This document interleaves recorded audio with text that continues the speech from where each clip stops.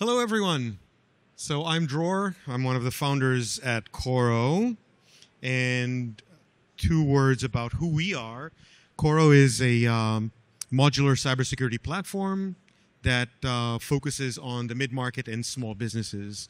We provide end-to-end cybersecurity, workspace cybersecurity for those companies, starting with the user, through the device they use, the network they're on, the cloud services they're on, email, and data.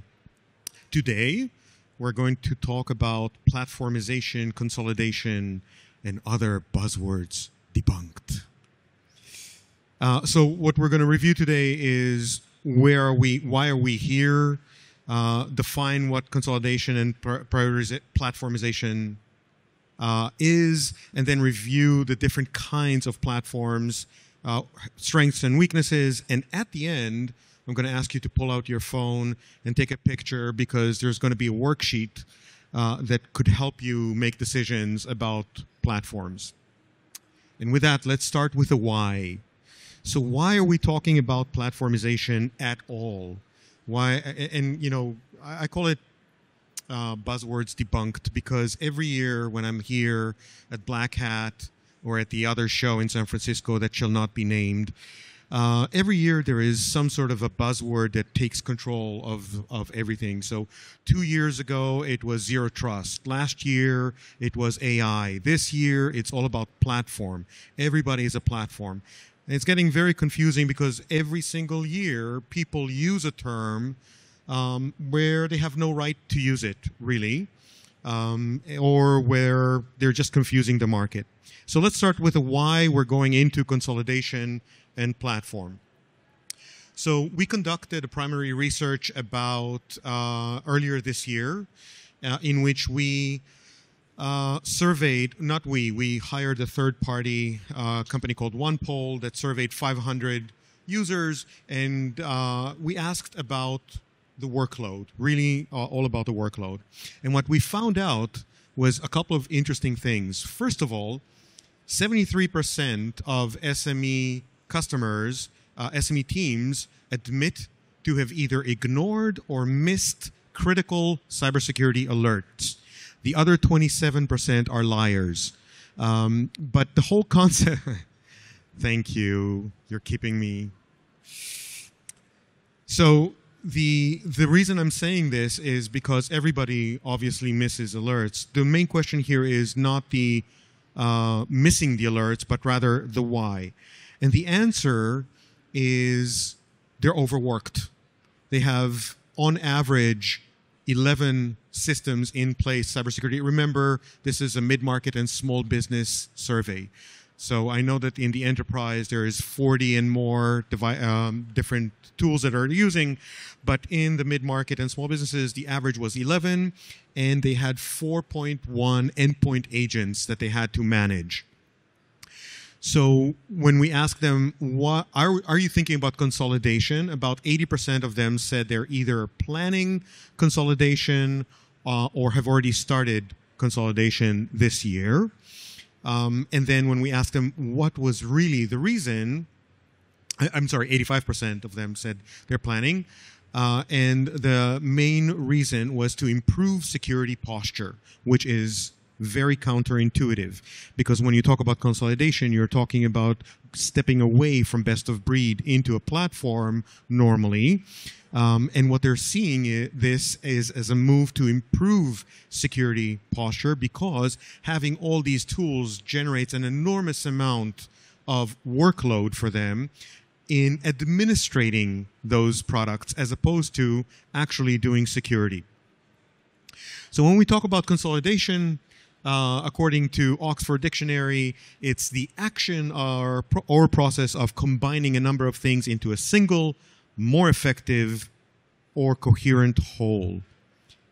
And when we're talking about what is being consolidated, what we discovered was that there are three things that are being consolidated that are different. First of all, there is the concept of vendor consolidation.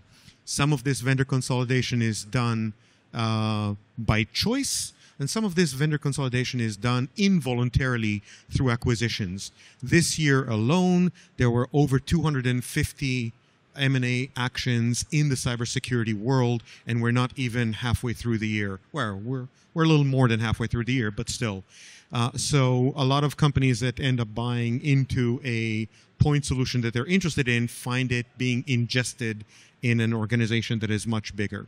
The second one is consolidation of attack surface. And that's really where platforms come into play heavily, where instead of having multiple single tools to deal, for example, with email security, it's consolidating all of the tools into a single solution for a specific attack surface. Then there is something that we've seen that is audience consolidation. So trying to break an organization into tiers, and within those tiers provide different levels of security and consolidate the tools that are being directed at this specific audience. So for example, in manufacturing, the factory workers will get different security platform than the white-collar executives who are much more data intensive.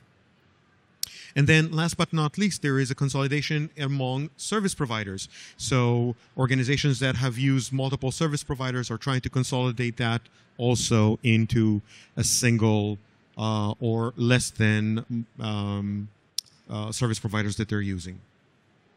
And now, this year's buzzword, platformization. Thank you, Gartner.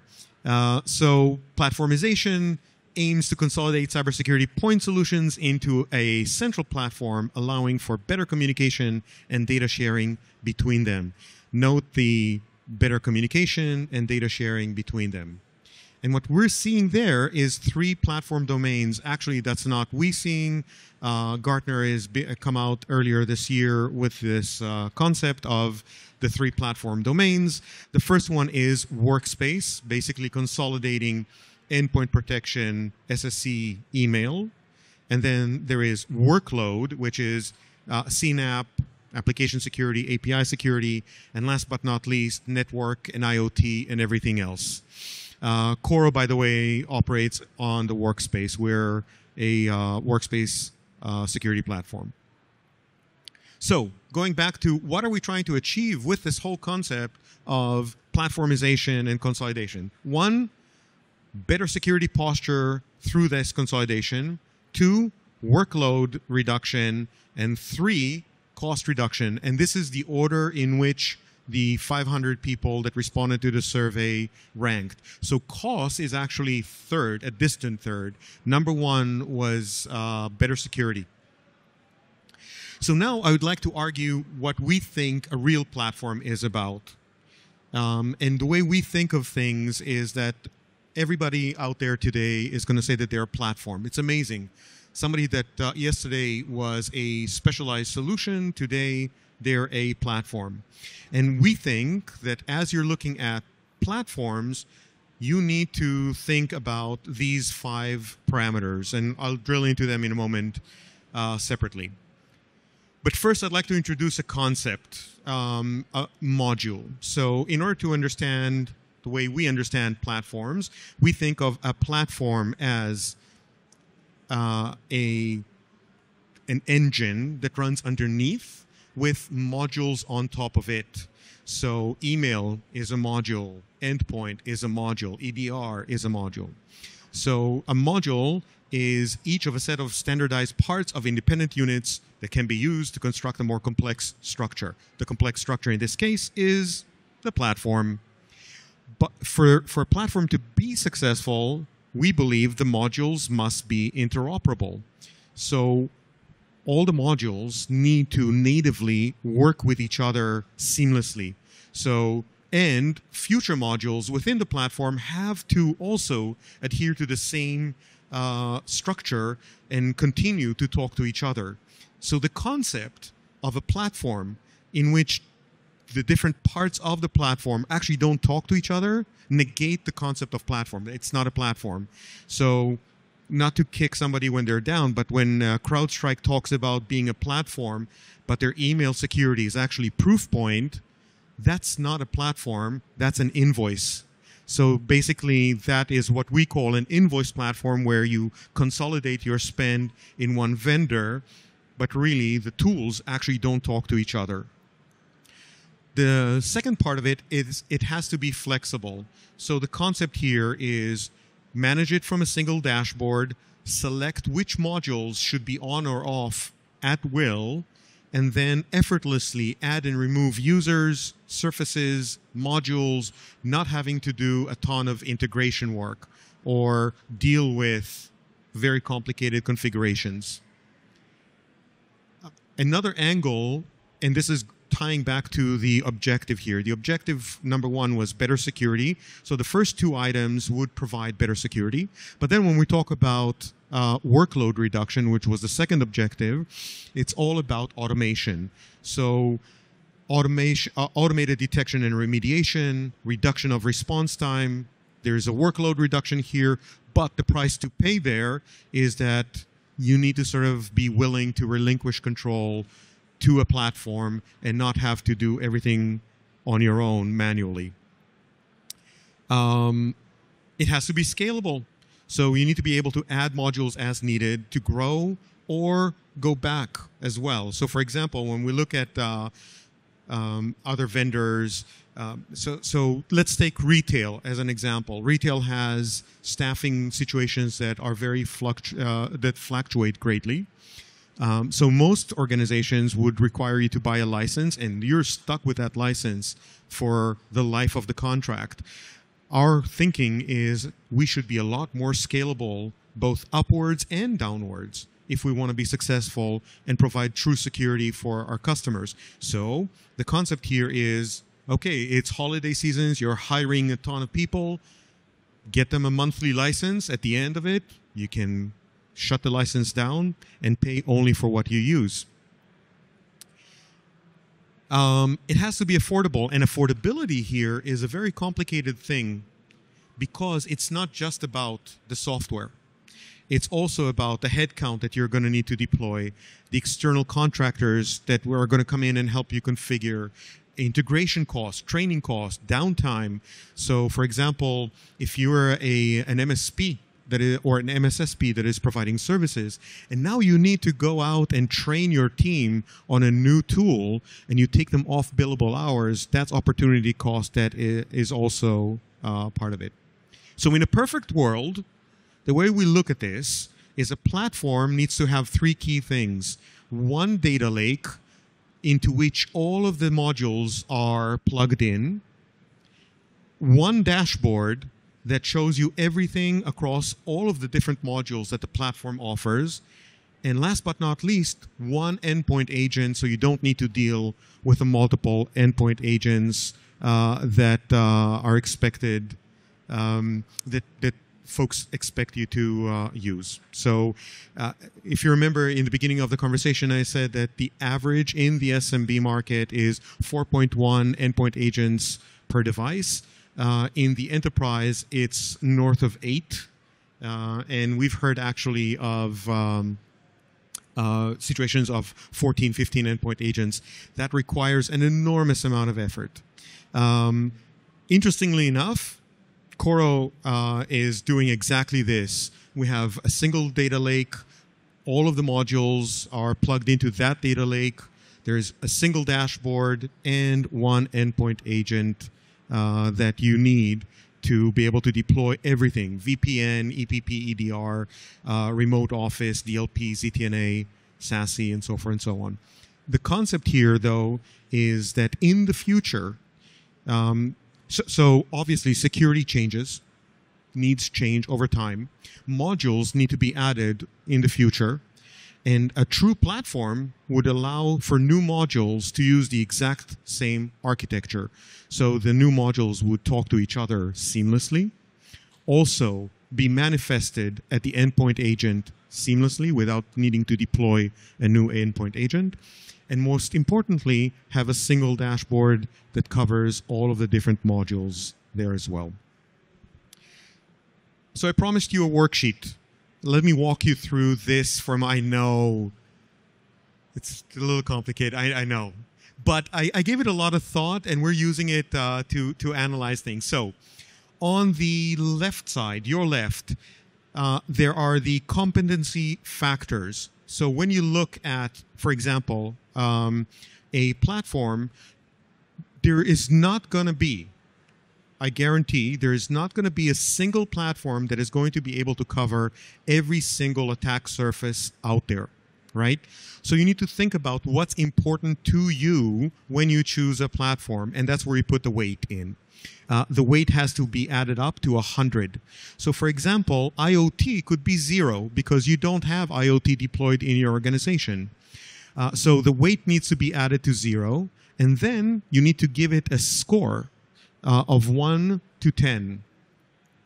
So for example, if the platform you're looking at is awesome on endpoint, give it a 10. But if it's kind of weak on cloud security, give it whatever you want. And then you add up that column. On the right-hand side is the effectiveness factor, or B. Yes, I'm a past mathematician. So the concept here is very simple.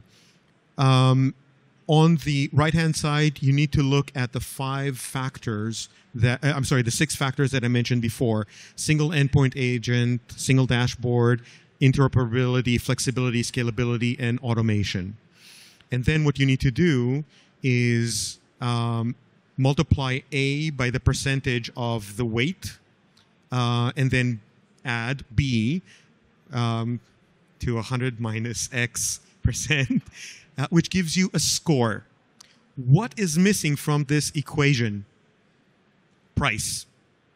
So the reason this is without the price is the concept here is when you look at different platforms, first rate them based on are they responding correctly to your business needs. Price can be negotiated later. And normally you can get very similar price points from the vendors out there if you get closer to the end of the quarter. So keep that in mind as you're doing your purchasing decisions. So the concept here is this formula and this worksheet helps you identify which platform is right for you. So while I would like to think that Coro is a best fit for every company in the world, probably isn't. Because if you are heavily reliant on, say, IoT and application API security, then we're not a good fit. But if you're really serious about workspace security, then we would score very highly on this worksheet. With that, I'd like to open it to questions. Anybody has questions about platformization?